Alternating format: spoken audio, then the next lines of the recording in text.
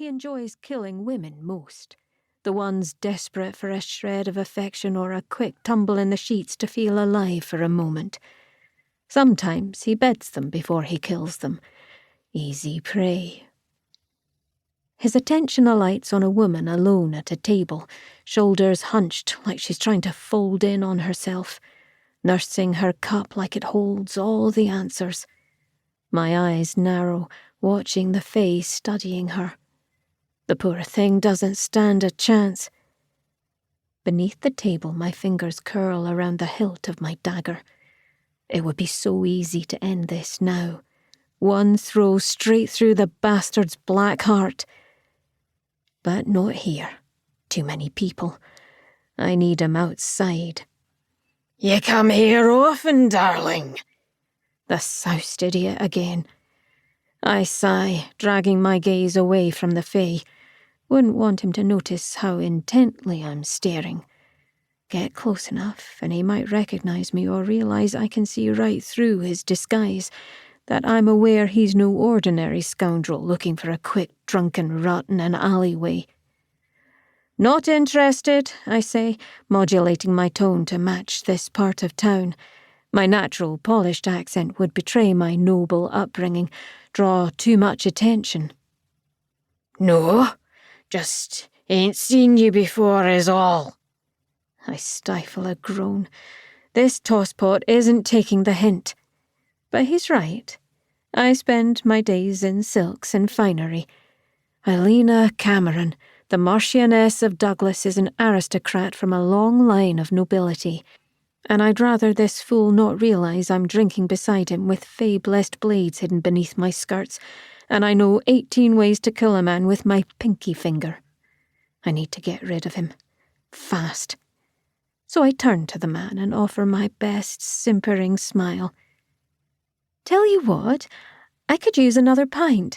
Be a love and fetch it for me. His grin spreads, showing more rot, but he lumbers to his feet, swaying. Anything for a pretty face. Finally. As he toddles off to the bar, I return my attention to the fae. He's on the prowl now, gliding through the crowd toward his chosen victim. I slide out of my chair and weave around patrons, smiling as if I'm changing tables. The din of drunken voices and off-key singing fades into the background. Everything narrows to that golden shimmer as I shadow the fae across the room. He perches on the stool beside the woman, leaning in close as only the boldest rogue might dare. I almost pity her. She turns, eyes widening at the sight of her would-be seducer. Her fingers flutter to her throat as she takes in that striking face, and I see her melt under his influence. His voice is muted by the crowd, but the look he gives her is unmistakable.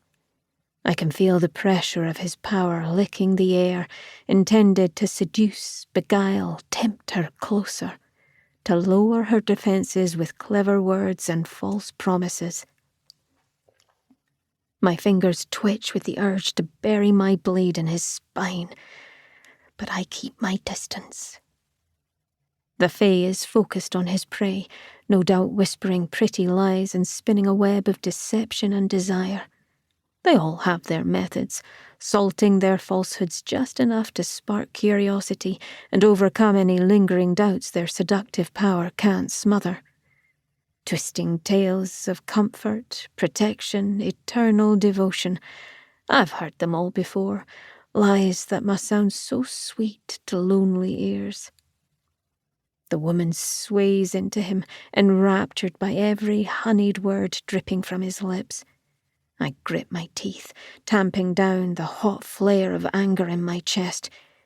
Even if she knew the danger she was in, he's got the glamour poured on thick as treacle, trusting she will replenish whatever he's wasted when he feeds. I have to admit, the fae is skilled. He knows just what to say to lure them in, wears an illusion that doesn't seem like the kind of man to leave bodies mutilated in his wake. If only she knew how quickly flattery can turn to fangs at your...